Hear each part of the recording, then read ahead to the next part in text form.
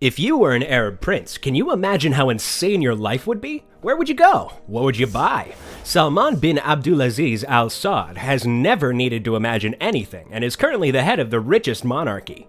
You won't be prepared for how lavishly this king spends his wealth. Welcome to Life of the Wealthy. In today's video, we will see the luxury lifestyle of King Salman.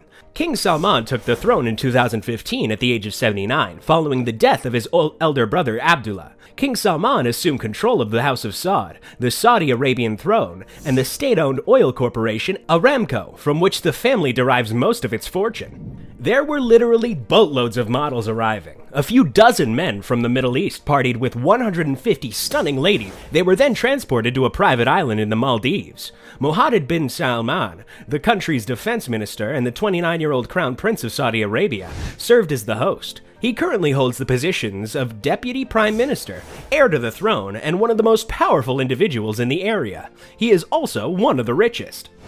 And in July 2015, he was prepared to have a huge blowout that would last for about a month. Vela, a private island in the Maldives, was chosen as the location because it was intended to be one of the world's most opulent and expensive locations. There were about 40 private villas on the island, several of which were perched above the Indian Ocean's azure waters. The accommodations had personal decks and swimming pools. Each one had a personal butler. Even a snow machine was present, allowing guests to play in a made-up snowfall on the warm beach. Bradley Hope and Justin Sheck wrote in their book, Blood and Oil, Mohammed bin Salman's ruthless quest for global power, that it was a holiday fit for a prince. Mohammed bin Salman, also known as MBS, and his entourage had the entire island to themselves because he had rented it out.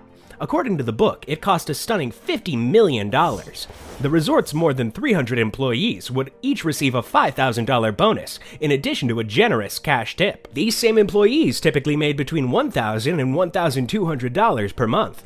MBS and his team prized privacy above everything else, so they felt the money was well spent. He was fighting tooth and nail to keep the celebration out of the media. Mohammed was aware that the young people of Saudi Arabia were frustrated by online accounts of the prince's ostentatious homes, shopping binges at Harrods, and sports cars racing through the streets of Mayfair, and tired of decades of outrageous spending by the ruling family, the authors write. The staff members were not permitted to bring smartphones onto the island in order to maintain privacy. For communication, they could only bring a Nokia 3310 in candy bar form. Because they disobeyed the rule, 2 employees were fired. A few employees were in charge of welcoming the approaching models. The women were driven away in a golf cart to a medical facility, where they underwent STD testing as the boats arrived at the island's docks. The seaplanes carrying Mohammed bin Salman and his friends did not arrive until the testing was finished and the women had settled into their villas, according to the authors. 2 Wall Street Journal reporters who spent years looking into the monarch. MBS hired well-known performers from all over the world, such as Pitbull, Gangnam-style rapper Psy from Korea, and DJ Afrojack. There would also be performances by Jennifer Lopez and Shakira. The men spent the majority of the day sleeping. But as dusk fell, they came out, ready to celebrate. On a dance floor next to a pool, bands and DJs performed, and smaller performers performed on stages dotted around the island. One night, MBS was so enthralled by the stadium-filling Afrojack's performance that he scaled the stage, so that when Mohammed took control of the DJ table and began playing the records of his choice, the men and models cheered while Afrojack skulked away, muttering and being careful to only swear aloud when he was out of the prince's earshot. Guys, maybe you'll get a chance to party with the prince. For that, click that subscribe button. What are you waiting for? So, where were we? Oh, yeah, MBS occasionally used his own employees, such as when it came to supplying alcohol, which is prohibited in Saudi Arabia. Because the Saudis didn't want people from other Muslim nations to see them drinking, the Vela staff were kept at a distance. However, less than a week into Bacchanal, a local newspaper was informed of MBS's attendance. The information quickly spread to other places. MBS got up and left.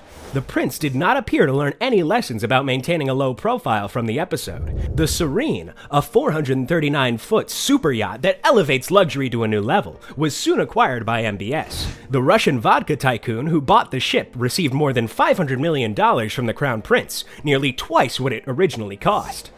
It has a little over 48,000 square feet more room than the concourse at Grand Central. It features a grand piano, a spiral staircase, 2 helipads, a submarine dock, an underwater viewing room, a jacuzzi, and a movie theater. It could be transformed into a party palace for nights with close friends, but it was also slick and opulent, making it ideal for hosting VIPs, according to the authors. MBS's crew also purchased a gaudy French chateau over Versailles, with fountains, elegant lawns, and even a moat for more than $300 million. Perhaps the Crown Prince's extravagant spending was a response to his humble upbringing. The book claims that Mohammed's early life was affected by money, or a lack thereof. MBS is the first child of his mother, the king's third wife, and the 8th child of King Salman. He grew up in loving fast food, video games like the Age of Empires series, and scuba diving. MBS did not pursue his education in England or France like some of his siblings did. The fact that he stayed in Saudi Arabia allowed him to understand in great depth about the frailties of his competitors within the royal family, according to Blood and Oil. When he was 15 years old, he discovered through a cousin that despite serving in politics for many years, his father had not collected a serious fortune and had been dangerously indebted to princes and businesses. MBS began looking for ways to make money as a result of his financial anxiety. He asked his father for permission to open a store. By the time he was 16 years old, he had earned over $100,000 from selling the gold coins and pricey watches that his affluent family had given him as gifts. He started dealing in stocks. Later, he began founding his own businesses. He started a company that collects the trash and has a collection of real estate businesses. He shot a land official who had refused to give him the title to a plot he sought.